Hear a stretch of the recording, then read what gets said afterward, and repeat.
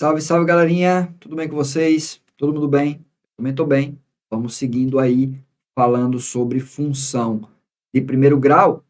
Vamos fazer nessa aula mais uma questão aí do Enem. Então, vem comigo aprender isso aí.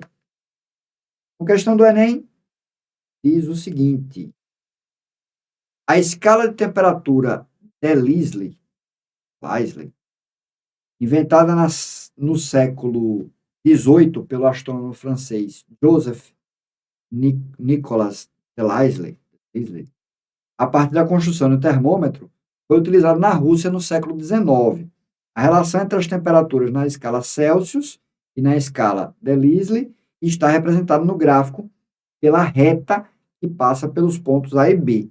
Então, uma reta meio esquisita, né? Que normalmente a gente pensa na temperatura aumentando, né? Conforme o grau de agitação das moléculas vai aumentando, a temperatura vai aumentando. Nesse caso aí, dessa escala meio esquisita, o valor numérico da temperatura, você vê que ele vai diminuindo, né? Conforme a temperatura na escala Celsius aumenta, a temperatura nessa escala Delisle, ela vai diminuindo. Beleza. Aí ele vai querer saber qual é a relação algébrica entre as temperaturas nessas duas escalas. Ou seja, ele quer saber qual é a função que relaciona essas duas escalas, né? E ele chama aí uma de D e outra de C. Então, pronto. Ó. Como é que você encontra uma função de primeiro grau a partir do gráfico dela? Lembrando, primeiramente, toda função de primeiro grau tem a forma y igual a ax mais b. Né? Toda função de primeiro grau tem a forma y igual a x mais b. Onde esse b, olha lá, esse b é o ponto em que o gráfico toca o eixo y. Então, nesse caso, esse b é quanto? 150, né? E esse a, ele pode ser calculado a partir de uma relação assim, ó. Variação de y pela variação de x. Basta eu conhecer dois pontos do gráfico. Na verdade, seria esses dois pontos que eu tenho. Deixa eu apagar aqui. Seriam esses dois pontos aqui que eu tenho, ó. Esse ponto e esse ponto. Esses dois pontos, eles vão formar esse triângulo. Aí, esse triângulo aqui vai ter uma variação de y, vai ter uma variação de x. Seriam os catetos aí desse triângulo, né? Então, no caso, essa variação de y aqui vai ser de 150 para 0, né? Então, seria menos 150. A variação de y aqui vai ser menos 50. E essa variação de x aqui vai ser 100. Né? A ideia da variação negativa é porque a função está decrescendo. Né? Para que a função decresça, esse coeficiente angular aqui ele tem que ser negativo. Né? Lembra? São as duas possibilidades que eu tenho. Né? Vou botar aqui só para revisar a ideia. Ó, eu tenho duas possibilidades básicas aí para uma função de primeiro grau. A função de primeiro grau ela pode ser crescente, ela pode ser decrescente. Quando é que ela vai ser crescente? Quando o coeficiente angular dela for positivo. Quando é que ela vai ser decrescente? Quando o coeficiente angular for negativo. Então, você vai pensar, quando a função for crescente, vou imaginar uma variação de y positiva. E quando a função for decrescente, eu vou pensar uma variação de y negativa. Beleza? Mas vamos lá, voltando para cá. Então, como é que vai ficar essa função? Lembrando que não é y em x, né? Esse y está fazendo o papel do d e esse x está fazendo o papel do c. Então, ficaria assim, ó, d, que é o y. Aí, quem é o coeficiente angular dela? O coeficiente angular dela vai ser variação de y pela variação do x. Vai ser menos 150 dividido por 10, por 100. Menos 150 dividido por 100. O x é o c, mais 150, que é o y, né? O ponto onde ele toca o eixo y seria mais 150. Pronto, beleza. Se quiser tirar o MMC, dos dois lados aí, o MMC aqui embaixo tem um, aqui embaixo tem um, né? Tem um, aqui embaixo tem um. Se quiser simplificar também o zero, dá para dividir até por 50, né? Eu vou deixar do jeito que está mesmo. Depois a gente simplifica a equação. O MMC vai ser 100 100. 100 por 1 dá 100, vezes D, 100D.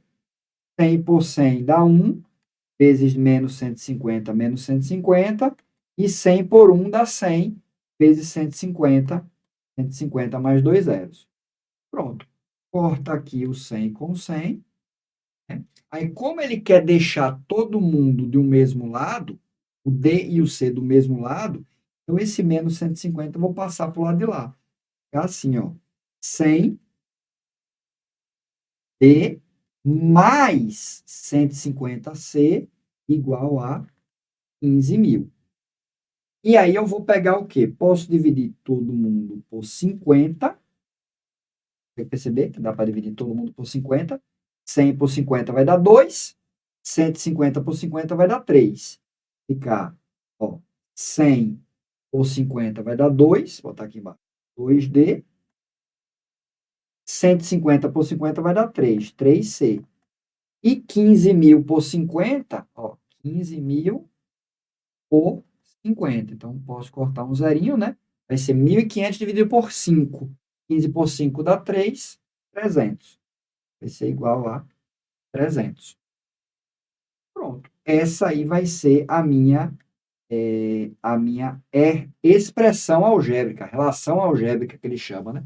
Na verdade, o que foi que eu fiz? Eu peguei a função de primeiro grau e dei uma transformada nela para que ela se torne a equação, uma equação que tenha as duas letras do mesmo lado. Não é muito comum a gente fazer isso em função de primeiro grau. É mais comum você fazer isso em geometria analítica, que é um assuntozinho lá da terceira série do ensino médio. Na verdade, agora com a reforma do ensino médio, ela passou para a segunda série, da segunda série do ensino médio. Mas, enfim, o Enem já cobrou algumas questões sobre isso, né? Envolvendo função de primeiro grau, também envolvendo função de segundo grau. Mas não é uma coisa difícil, né?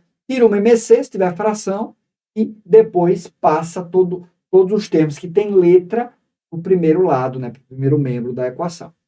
A resposta, então, vai ser a letra 2D mais 3C igual a 300.